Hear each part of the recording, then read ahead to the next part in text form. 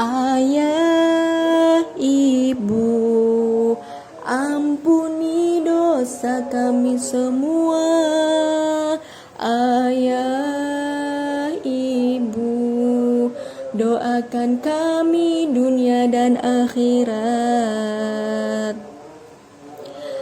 Dari kecil sehingga dewasa, Kau menyayang dan sering memanja, menanam iman dan menyamaikan takwa, mengajar kami muliakan agama.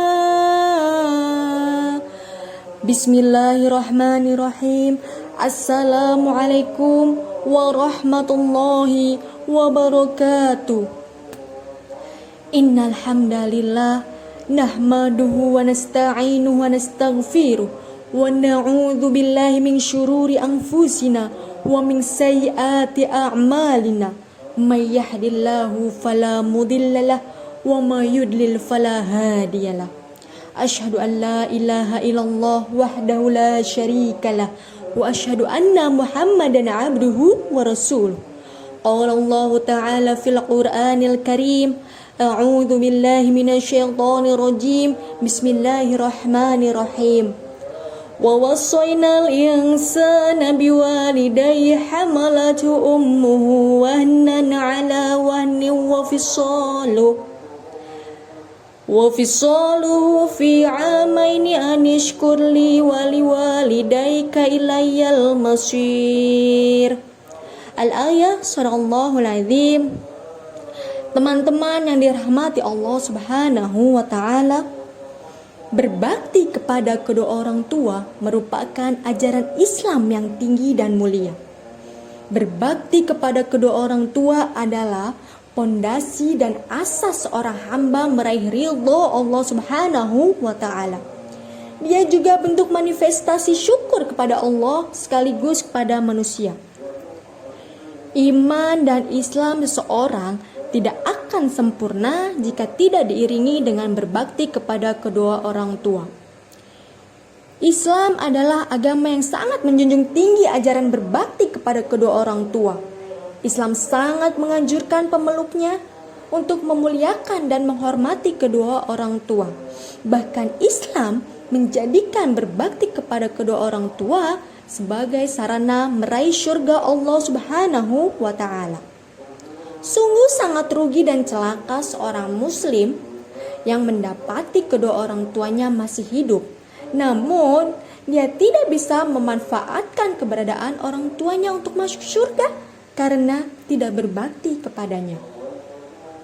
Teman-teman yang dirahmati Allah Subhanahu wa ta'ala, sadar atau tidak, manusia tidak akan pernah hidup bahagia tanpa berbakti kepada kedua orang tua. Kesuksesan seseorang baik di dunia maupun di akhirat tidak bisa dipisahkan dengan peran kedua orang tua.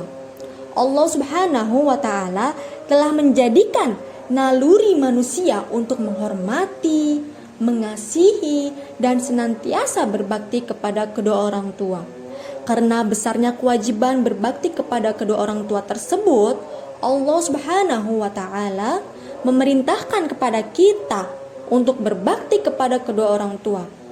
Sebagaimana Allah Subhanahu wa ta'ala berfirman dalam surat Al-Isra ayat 23 sampai 24 yang artinya, dan Rob kalian telah memerintahkan supaya kalian jangan menyembah selain Dia, dan hendaklah kalian berbakti pada ibu bapa kalian dengan sebaik-baiknya.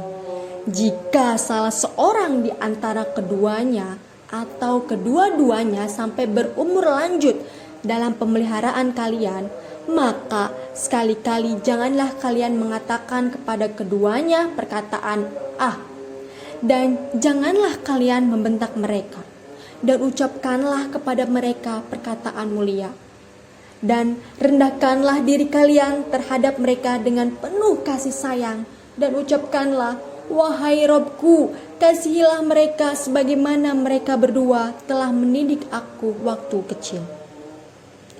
Teman-teman yang dirahmati Allah Subhanahu wa ta'ala, Ibu adalah orang yang melahirkan kita ke dunia. Ibu adalah orang yang tidak pernah lelah untuk menjaga putra-putrinya siang dan malam. Ibu adalah sesosok pahlawan tanpa tanda jasa atas anak-anaknya. Mendidik kita di kala kecil, memberikan kasih sayang yang kita butuhkan. Karenanya Islam sangat menjunjung tinggi hak-hak setiap orang, wabil khusus orang ibu atas anaknya. Memberikan kepada semua sesuai kadar porsinya. Di antaranya adalah Islam memerintahkan kepada seseorang anak untuk berbakti dan taat kepada orang tua.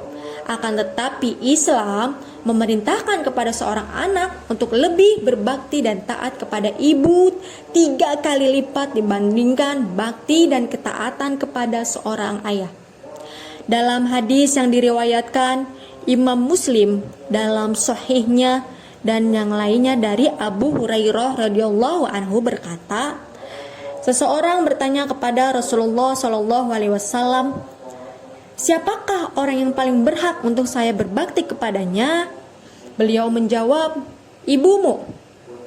Kemudian ibumu, kemudian ibumu, kemudian ayahmu. Hadis di atas, Rasulullah Shallallahu Alaihi Wasallam menyebutkan ibu sebanyak 3 kali sebagai orang yang paling berhak untuk seorang anak berbakti kepadanya, dan ditaati yang kemudian menyebutkan ayah sebanyak 1 kali. Surga di telapak kaki ibu, itulah hadis Nabi Muhammad. Kalau durhaka pada ibunda, di akhirat mendapat siksa. Surga di telapak kaki ibu, itulah hadis Nabi Muhammad. Kalau berbakti pada ibunda, di akhirat mendapat surga. Rasulullah Shallallahu Alaihi Wasallam bersabda, al-jannatu tahta aqdamil ummahat, yang artinya surga di bawah telapak kaki ibu. Di antara alasan yang menjadikan ibu sebagai seorang yang paling berhak untuk ditaati dan dibakti adalah karena kejadian durhaka kepada orang tua.